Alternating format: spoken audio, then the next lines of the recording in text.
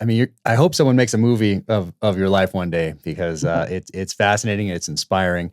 And how long did you do the executive protection bodyguarding thing for? I mean, Well, you were doing that for some fairly high profile people. So it wasn't yeah, the executive that no one knows, but is targeted by someone specific, and, that sort of thing. It's someone who's out there, well known. Travel schedules are known in many cases. Paparazzi's out there. So there's so much more, it seems, to deal with publicly when you're dealing with some of the people and personalities that you dealt with and protected. How was that experience, and how long did you do it?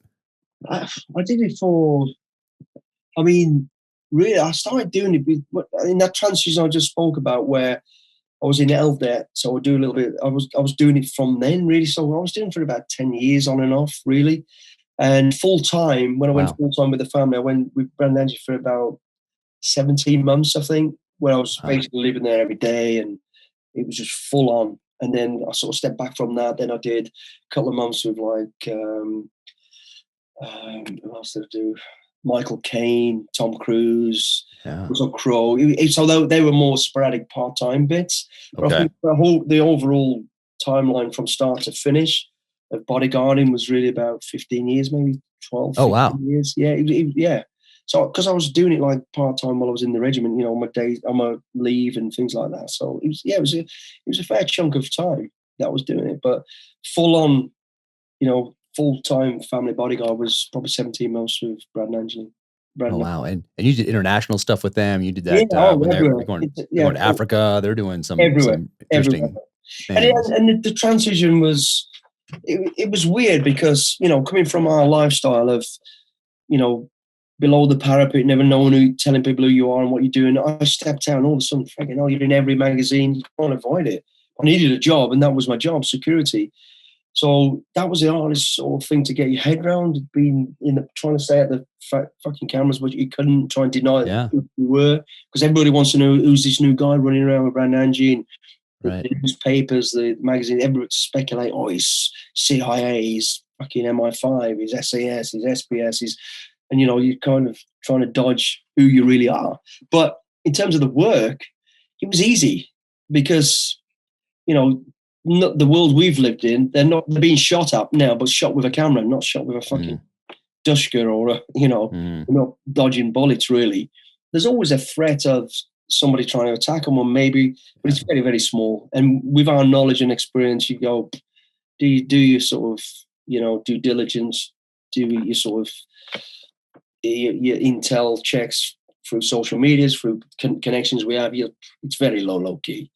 So Got it. it's more about protecting an image, which is Okay.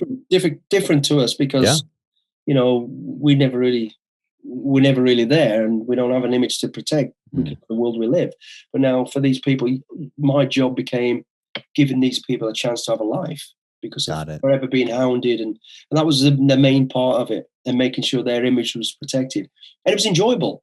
There's no real threat. You might get some idiot want to take a punch, but that's easy to deal with, or try and grab, or it's fucking easy, isn't it? But there was no real threat. But it was hard work in terms of, there was actually more planning now going on in this side of my work than there was even doing operations with the regiment, because it's every day. You're planning everything from medical to clothing to travel to, and you couldn't trust anyone. You couldn't trust the drivers. You couldn't trust people. So you were doing it all yourself. You were making sure international travel was ready. We had all the documentation. We had the right fuel. We had the right aircraft. We had the right vehicles picking us up. Who was picking us up? Right phones, right.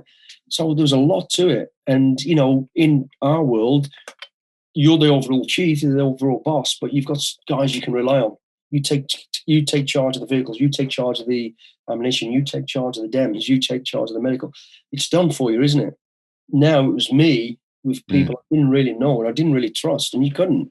So I had to make sure the vehicles were fueled up, they're ready to go.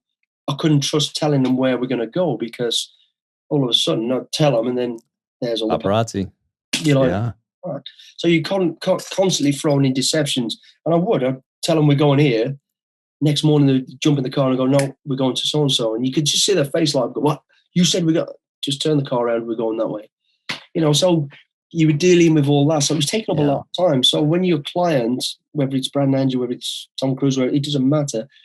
They work hard. They do 14, 16, 18 hours a day. So when they finish, I've still got an hour's work on top of that to go and do the reconnaissance myself, because I couldn't trust no one else to do it, and check the people who you've got as outside security and not asleep. They're doing the job. Yeah.